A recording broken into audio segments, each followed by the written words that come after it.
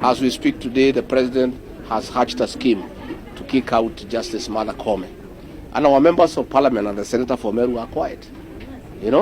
Actually, they are always clapping for President William Ruto. When he is saying he wants to isolate the mountain, they are clapping. As we speak today, a similar scheme like the one he put in place to hold me out of office. A budget has been set aside. Instructions have been given by the president to get rid of Justice Martha Koome. The senator of Meru, the MPs of Meru, all of them are quiet. And they must come here and tell the people of Meru why they are quiet when Justice Martha Koome is being hounded out of office. We expected them to represent the people of Meru. The other day, IG Koome, was sacrificed, and he had not done any mistake. Those abductions were being done by other units that are not within his command, and he was thrown out of office. And the leaders in Meru, I tried to mobilize them. We speak out, they refused.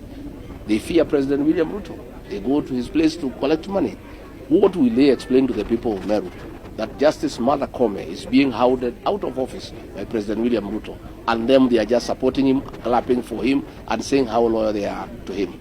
The people of Meru must deal with those leaders very decisively when the right time comes.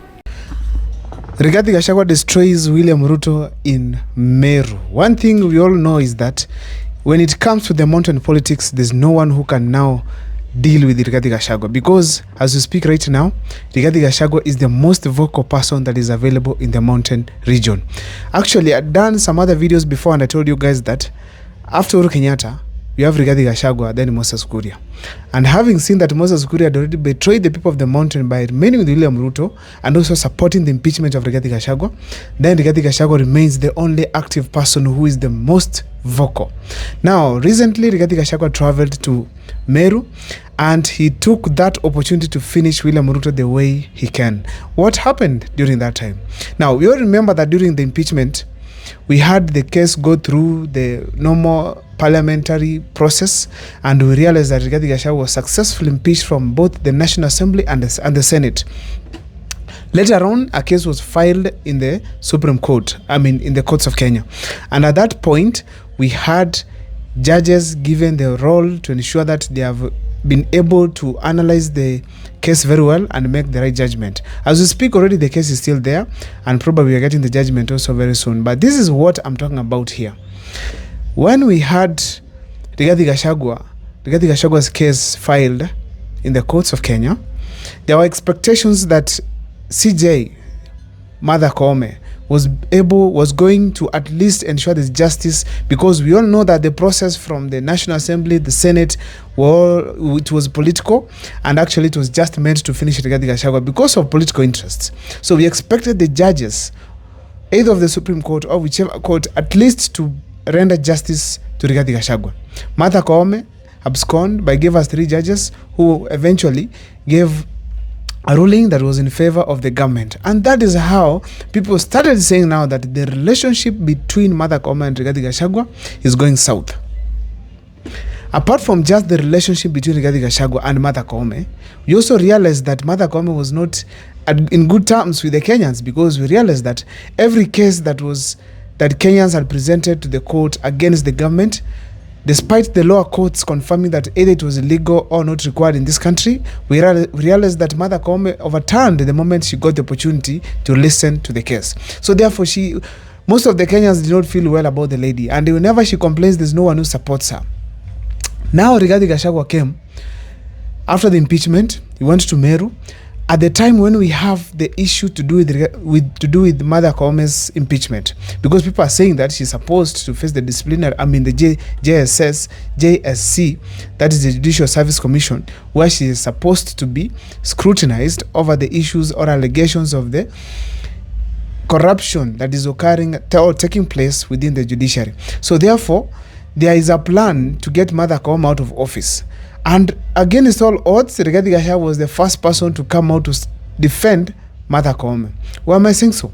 Now, in this case, Rigathi Gachagua went to Meru, and the first thing he did is to speak about the case and said that when we had Japhet Koome, the Gen Z protested in the country, and Japhet Koome was the one who was sacrificed by the president or maybe by William Ruto's government, because she was told now she had to take the blame. It was actually Japhet Koome took the blame of the Gen Z demonstrations and occupation of parliament.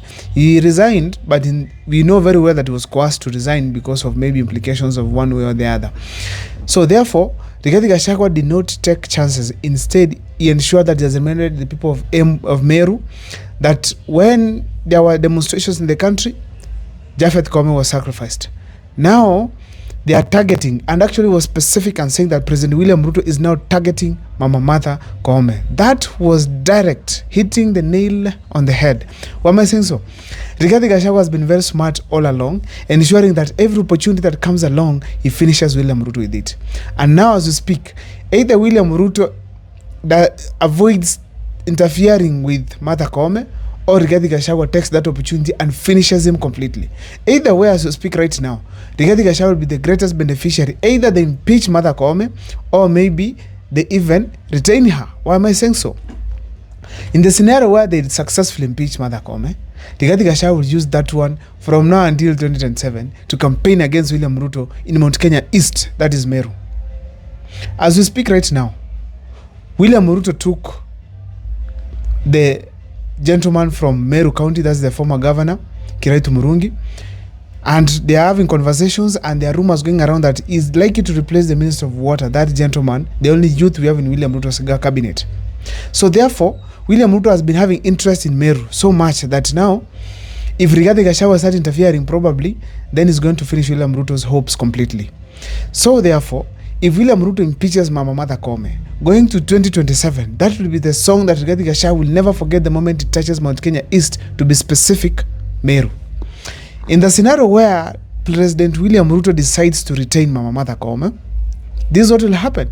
Rigathi Gachagua will take credit for being the only person who has stood by Mama Martha Koome and ensuring that at least she has retained her job as the Chief Justice of the Republic of Kenya, the first woman, or the woman who is occupying the highest position under the Constitution of 2010.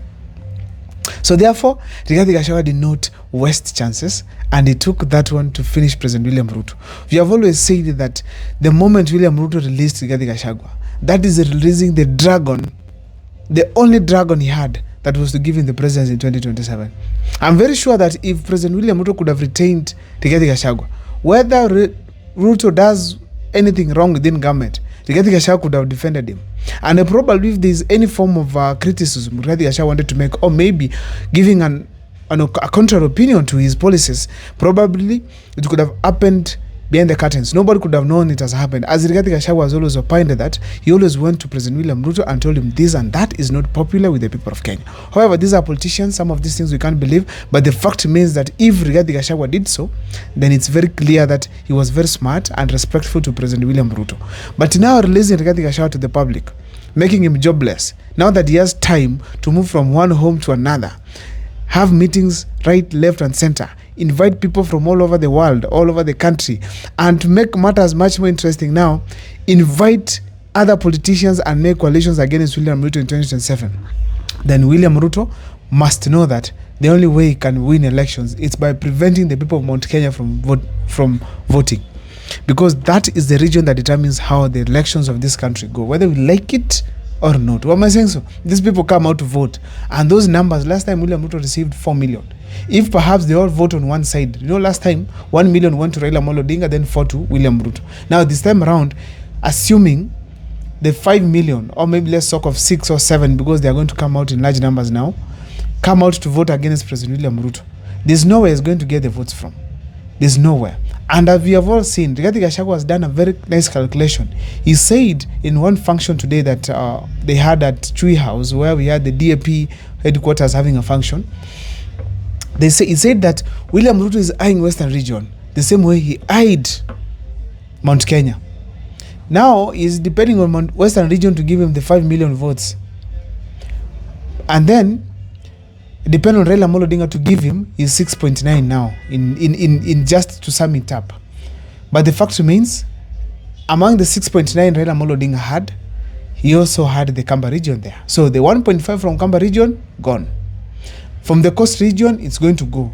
From Kisii here, it is tough because if Matiang'i comes with a contrary opinion to William Ruto's opinion, that means that we vote on one direction when you have a presidential candidate. So that means very well that as we speak, William Ruto has been finished by Rigathi Gachagua completely. I don't know what's your take as far as Mama Mother Kome's impeachment is concerned. Please let me see it on the comment section. My name is Abel Mukwa. See you next time for more videos, and make sure that you subscribe on our journey to 200,000 subscribers.